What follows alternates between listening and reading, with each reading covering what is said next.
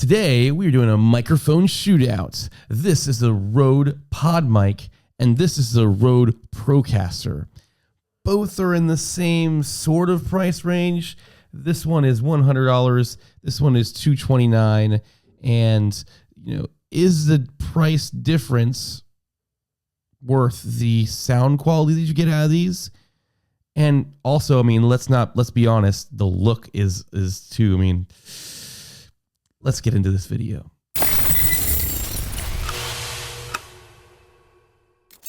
What's up, guys? If you're new here, my name is Paul and I run a channel that inspires other creators that your future is whatever you make it. I do the gear reviews, tutorials, and today we're doing a good old mic shootout. I've had this Procaster mic for the longest time. Thank you guys, Rode. They sent this to me a while ago along with my NTG5 and my video mic. I really have been loving this microphone for doing like live streams and I guess podcasts, but I haven't really done any of those. Mainly I use this for my live stream microphone. And I currently am recording into the Rodecaster Pro, the original one, the first generation. Thank you, Ken. I am doing the audio processing inside the Rodecaster designated for each one of these mics.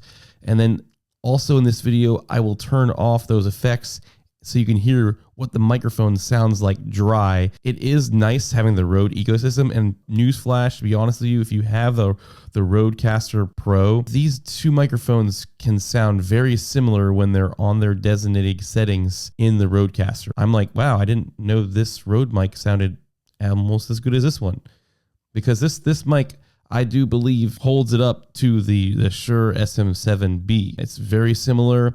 The only thing is it just looks, I don't know when I say ugly, but I love the design of the Podmic and the SM7B. Like, they just have that like cool producer vibe to it. Now, this mic looks really cool when you take the wind muff off. However, I wanted to keep the plosives under control for both these microphones, so I did leave the wind muffs on. The new version of this with like the USB has like a really cool wind muff that you barely can even tell. It looks very similar design to the mic itself. I love that. I actually wouldn't mind buying that and putting it on this microphone or this one, but that's a whole nother video in and of itself. But we're going to compare the sound quality to these two microphones today, and I'm going to keep going back and forth between them so you can kind of tell what is what. Now, this is a Rode Podmic, and this became a really good affordable option for a lot of content creators and people who are looking to do podcasts. It's $100. It doesn't break the bank. I do notice right off the bat that this one has a little bit more hiss because you've got to crank the gain up a little bit more.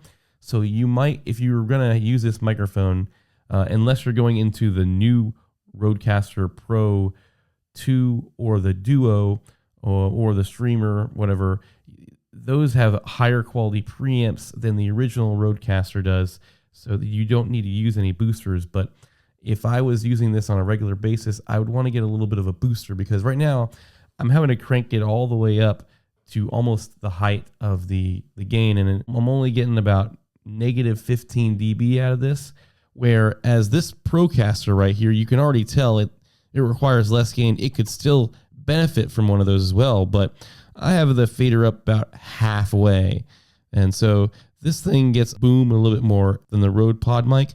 But I gotta say, on their designated settings on the Rodecaster Pro, they both sound really good, and this microphone looks very good. So let's just go and do a silent test for both these microphones so that we can kind of compare the settings to what kind of hiss are you going to get and background noise will you pick up just in this room in general. We are going to switch over to the Procaster. I muted the Podmic, and we're just going to be quiet and see what it sounds like. Unmuted.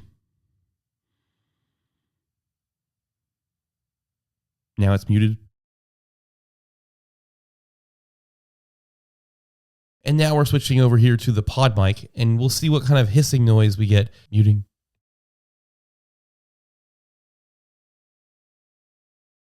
Unmuted. So there you go. And right now I have both of these microphones turned on and unmuted, so I can switch between the two of these. And that's the power of these dynamic microphones versus condensers. If you had two condensers right next to each other like this, they would be picking up each other's noise like crazy, but it's fairly controllable. I mean, I do see I'm getting some volume out of this. They're pretty close, but it would be kind of way out of hand with the condenser microphones. Let's also go into these microphones and compare them without the designated settings on the Rode Procaster Pro that makes them sound, well, EQ'd up and sound beautiful. I do have some low bottom on both of these, and we're going to turn all those effects off now so you can hear what that sounds like comparing those sounds. We are back on the Procaster, and I turned off all the processing, audio processing, so this is what the microphone sounds like, just straight going right into the Rodecaster Pro, kind of like what you would expect if you had any regular interface. You're just going to have the volume control. That's about it. So everything else you would be EQing inside of your video editor or your DAW of choice for audio editing. But this is what this microphone sounds like raw. And now we're going to switch over to the pod mic. Here is the pod mic, and this is what this sounds like dry. So, and then what I'm going to do after this now is we're going to go back and turn those settings on and off just so you can kind of hear what that sounds like. So this is dry, no audio effects whatsoever. I'm going to turn them on. Now you have the audio processing on the pod mic. So you can see what the difference is that this Rodecaster Pro really does. Here it's off again. And this is why I really like this Rodecaster Pro. It's so easy to use. I love having the physical dials. And we'll turn it back on again. Now this is the audio processing back on. And this audio processing just makes it, gives it more low end, more control. I really, really like the Rodecaster Pro. And now we're back on here to the Procaster. And this is what the audio processing on. And we're going to just let you hear what this sounds like. See, it gives you a little bit more low end, little bottom. It EQs it just specifically for this mic according to Rode. And obviously you can control and tweak those settings as well to your liking. But, I kind of like what Rode kind of had. Now we're going to turn it off. And this is the processing with no processing on. So this is no processing on. This is with processing. This is with no processing on.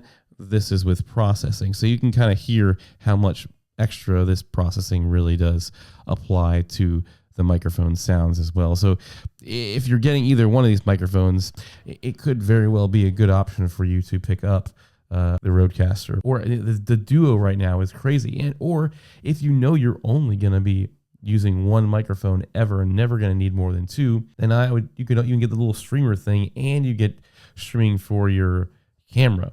But if you're not going to need the streaming functionality of the little streamer box itself, then maybe get the Duo and then you have a nice more control over that. Or for me personally, like I think the streamer is cool, but I'm more inclined to get the Duo myself. I really would like to upgrade in the future, but I'm just not quite there yet. This original Rodecaster Pro is serving me very well. So that's what these two microphones kind of sound like. If you were comparing, wondering if you're going to get one or the other, one thing you do also want to consider is a boom arm. And I am using the Rode PSA arm on this Procaster. And I got to say, it's a great arm. As long as you're using like heavier microphones, if you get something too light, it could it's spring loaded, so it could kind of go up and down. However, these Rode arms are fantastic. I haven't had any issues with this one at all. So if you are picking up one of these microphones, you probably want to get a boom arm. If you don't want to spend as much money as the Rode, another great boom arm, which is this, it's called the Kuexu, I can't say it. It's made by Full Aim. They have a different brand for their boom arm, and it is fantastic. It's strong, and so you can do really light setups and really heavy microphone setups. It stays exactly where you put it. And I've done a video on this with a podcast setup that's for a 3D printed wireless microphone. If you haven't seen that video, you can check it out up here. But it's a great arm if you're not wanting to spend the money. It is a little bit smaller, so like where this Rode mic, I can pull it really far and even pull it super far out of frame. This is as far wide as it goes when it's attached to the edge of my desk. So if you wanted it more this way, you might have to pull it to the front of your desk, or depending on the size of your desk. This is a portable setup too, like this arm, and it's smaller. If you don't want something taking up a ton of real estate and you just want to be able to push it off to the side or fold it up out of the way, this boom arm is great, and it's like less in the frame. I feel like there are huge benefits of having a smaller arm, unlike the Rode arm. But if you just want something that's super easy to push out of the way with no force, this one takes a little bit more force because it's very strong and it can hold lighter setups. But I mean, it's made of complete metal. It doesn't have any springs. I don't know how it works. It's got these, I don't know, these little joints, and it works really well. So I haven't had no complaints about it. It's a great like budget option, but not like super cheap like some of these other $13 or $14 boom arms you can find on Amazon. But both these microphone boom arms are great. It's really about what you kind of won't prefer. Do you want something more discreet, more small, that can get out of the way very easily? Or do you want something like this Rode mic arm, which is a lot bigger? So if you have a bigger desk, or you want to mount it to the corner of your desk and be able to just pull it closer, whereas this smaller one, you really got to kind of have it in a spot that's somewhat close, but it does fold up really small. So those are two benefits and cons that you can look at for both microphones. You decide which one works better for you. If you found value out of this, hit that like button, subscribe for more videos, and you guys know that I will see you in the future. Microphone boom arms, man. There's nothing like a good old-fashioned Rode, but man, this one's cool too. Should I use two microphones like this from now on in podcasting? Maybe I can talk into both at the same time.